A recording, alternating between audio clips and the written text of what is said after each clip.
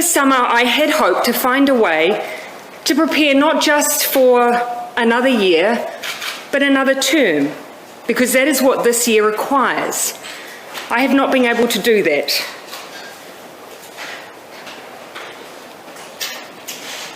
And so today I'm announcing that I will not be seeking re-election, and that my term as Prime Minister will conclude no later than the 7th of February. This has been the most fulfilling 5.5 years of my life, but it has also had its challenges. Amongst an agenda focused on housing, child poverty and climate change, we encountered a major biosecurity incursion, a domestic terror event, a major natural disaster, a global pandemic, and an economic crisis. The decisions that have had to be made have been continual, and they have been weighty. But I'm not leaving because it was hard. Had that been the case, I probably would have departed 2 months into the job.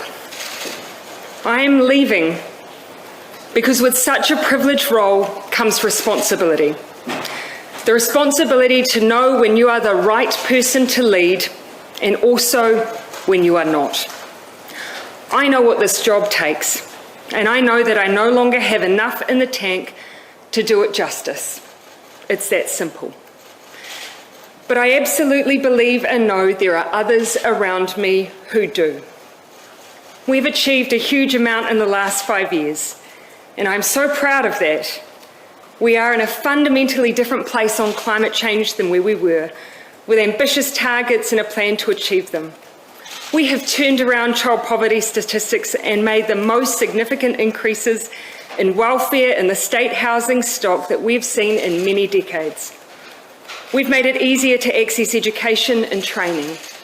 We've improved the paying conditions of workers and shifted our settings towards a high-wage, high-skilled economy. And we've worked hard to make progress on issues around our national identity.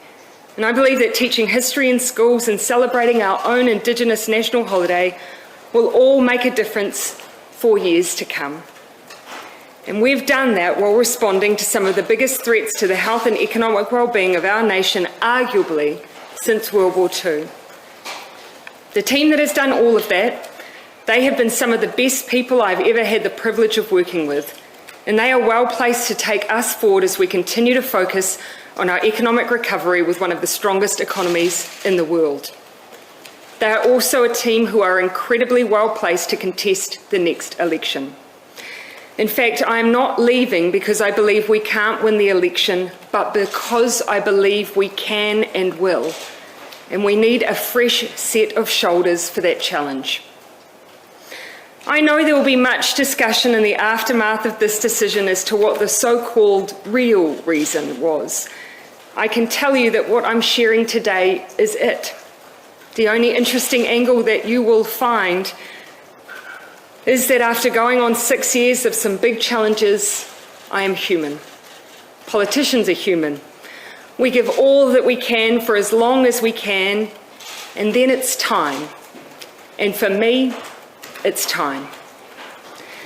I intend to remain a member for Mount Albert through till April. This will give me a bit of time in the electorate before I depart, and also spare them and the country a by-election.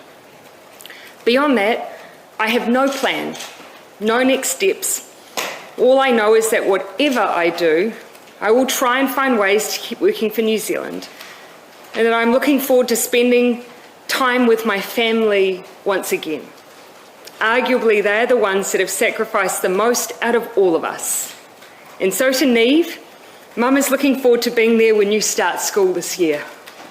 And to Clark, let's finally get married. As for the next Labour leader, the caucus has 7 days to ascertain whether one individual holds more than 2/3 of the caucus support. Caucus has agreed today that a vote will occur in 3 days' time, on Sunday, the 22nd of January. If a leader is successfully elected, I will issue my resignation soon after to the Governor-General, and a new Prime Minister will be sworn in. If no one is able to garner this level of support within caucus, the leadership contest will go to the wider membership. My opportunity to thank the many people I need to will likely come in April when I depart Parliament, 15 years after having been sworn in. Till then, I see my role to help the Labour Party, who I consider to be my family, navigate this next phase, and then to leave the next colleague who takes on this role all the space they need to make their mark.